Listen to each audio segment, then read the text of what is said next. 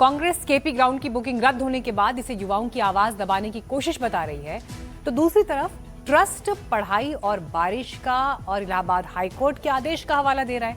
लेकिन इस पूरे विवाद ने एक और बड़ा सवाल खड़ा कर दिया है, क्या जेन ज़ी अब देश की सियासत का सबसे बड़ा रणक्षेत्र बन चुका है? क्योंकि कांग्रेस ऐलान कर चुकी है कि राहुल गांधी का प्रोग्राम उसी जगह पर होगा, चाहे इसके लिए कोर्ट तक क्यों न जाना पड़े।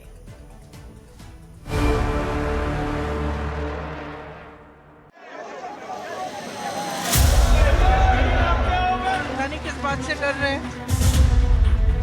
छात्रों की गूंज से क्यों डरती है सरकार? राहुल जी आएंगे और निश्चित तौर से कार्यक्रम होगा। जेन ज़ी यानी देश की युवा पीढ़ी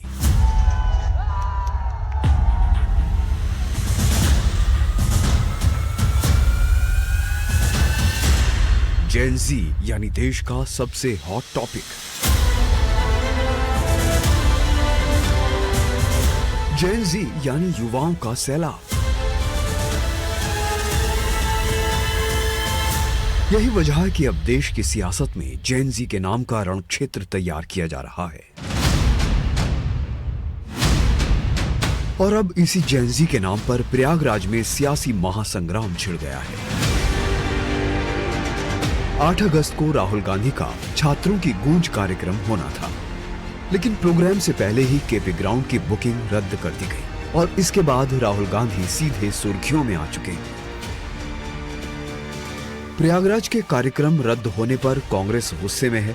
कांग्रेस नेताओं का आरोप है कि सरकार युवाओं से राहुल गांधी के संवाद से डर रही है।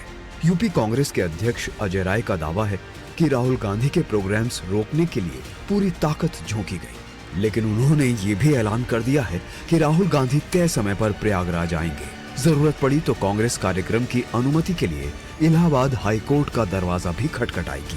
राहुल जी के कार्यक्रम जहां भी हो रहे हैं, वहां भाजपा की सरकार, मोदी जी और मोदी की सरकार, यहां पर योगी की सरकार, हर जगह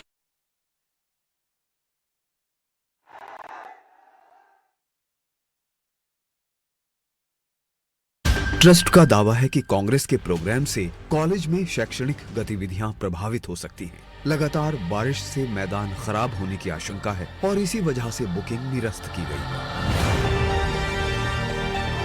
हालांकि कांग्रेस केपी ट्रस्ट के इन तर्कों को मानने को तैयार नहीं है। इधर राहुल गांधी ने भी इसी मुद्दे से युवाओं को जोड़ने की कोशिश की है। राहुल गांधी ने सोशल मीडिया पर लिखा कि छात्र फीस वृद्धि और सीट कटौती के खिलाफ लड़ाई लड़ रहे हैं, लेकिन उनकी आवाज सुनने की बजाय उन पर मुकदमे दर्ज किए जा रहे हैं। राहुल का आरोप है कि सरकार युवाओं की आवाज से डर रही है और प्रयागराज में उनका कार्यक्रम रोकने की कोशिश उसी डर का जीता जागता प्रमाण है।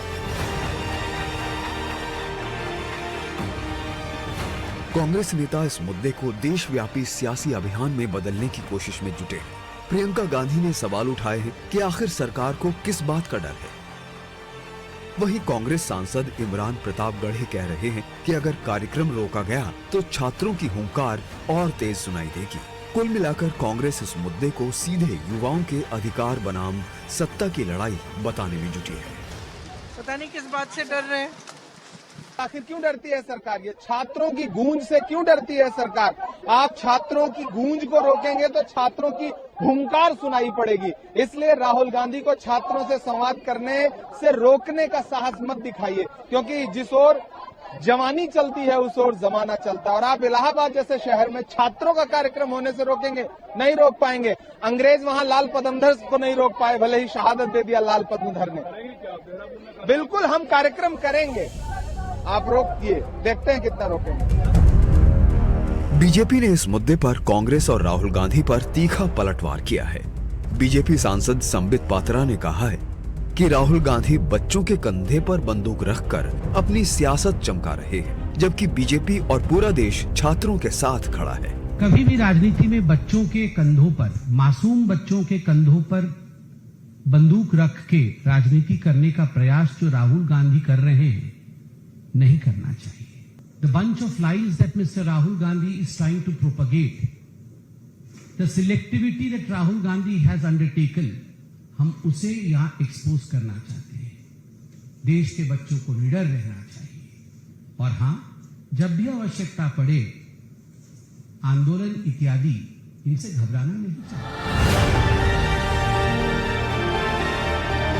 दरअसल माना यह भी जा रहा है कि कांग्रेस का पूरा फोकस अब जेन जी के मुद्दों पर है और उनके मुद्दे उठाकर कांग्रेस यूपी समेत पूरे देश में अपनी उपस्थिति दर्ज कराने की कोशिश में जुटी है और युवाओं का बड़ा वोट बैंक कांग्रेस की सियासत के केंद्र में है। यही वजह है कि हर दल युवाओं की भाषा बोल रहा है। कोई रोजगार की बात कर रहा है तो कोई सामाजिक न्याय की दुहाई दे रहा है और कोई छात्र अधिकारों का मुद्दा उठा रहा है। लेकिन प्रयागराज का विवाद बता रहा है कि जेन जी अब सिर्फ वोटर नहीं है बल्कि देश की राजनीति का सबसे बड़ा बैटल ग्राउंड बन चुका है।